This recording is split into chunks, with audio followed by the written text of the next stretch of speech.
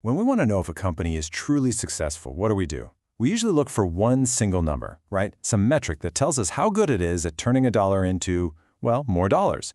We stick huge decisions on these numbers, but what if the most popular, most trusted metric of them all is actually telling us the wrong story? And that's really the big question we're digging into here. We're going to investigate whether the go-to number that practically every analyst and investor uses has a hidden, fundamental flaw, one that might be warping our whole understanding of a company's performance. All right, so let's meet the main character in this story, or maybe the flawed hero. It's a metric called ROIC, and believe me, it is everywhere. It's the king of performance metrics, the one they teach you in business school and plaster all over financial reports. At its core, ROIC seems pretty simple and pretty smart. It asks a basic question. For every single dollar you put into this business, for machines, factories, whatever, how many cents of profit do you get back each year? It's supposed to be this clean, straightforward measure of how efficient a company is. And on the surface, yeah, that makes total sense. Okay, but here's the twist. A totally normal, standard accounting rule, something called depreciation, ends up creating this massive glitch in the ROIC system. It's a tiny detail buried in the accounting, but it has some seriously huge consequences.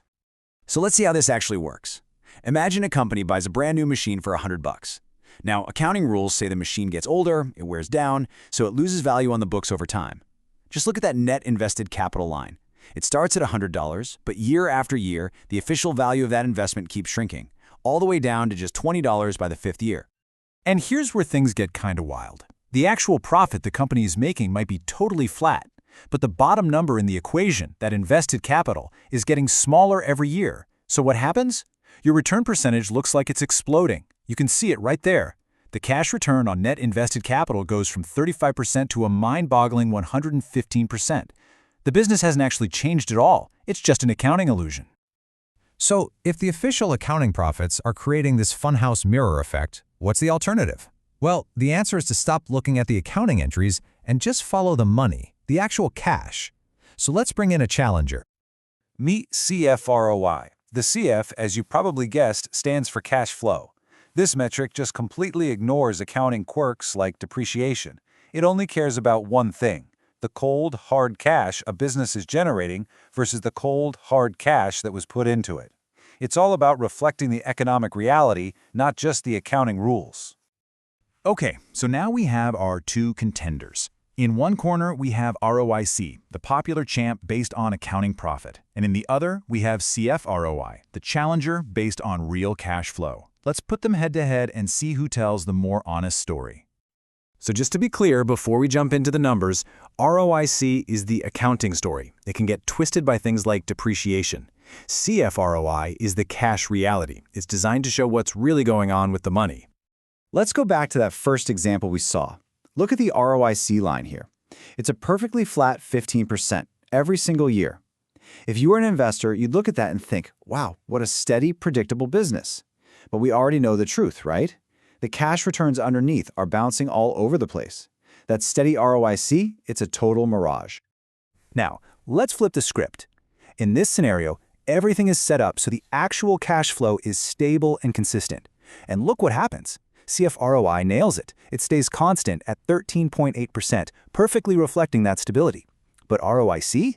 Oh man, it's all over the place. It jumps from 9% to 45%. It's telling a crazy story of volatility where there isn't any. All right, but there's one more big test. Maybe the biggest test of all. Inflation. When the value of money itself is changing year after year, a truly good metric should be able to cut through that noise and tell you what the real return is. Let's see how they do. This chart is, wow, it's really something. Just follow the rows for assets with a 10-year life. With zero inflation, ROIC and CFROI are pretty close, no big deal. But watch what happens as inflation kicks up to 4%, then 8%, then 10%. Look at that ROIC number. It just takes off into the stratosphere. Meanwhile, CFROI, because it's built to handle this stuff, stays stable. It shows the real economic return is actually just hanging out around 11 to 13%. So let's just pause on that for a second. With 10% inflation, a company could be reporting a phenomenal 35% return on capital. It would look like one of the best businesses on the planet.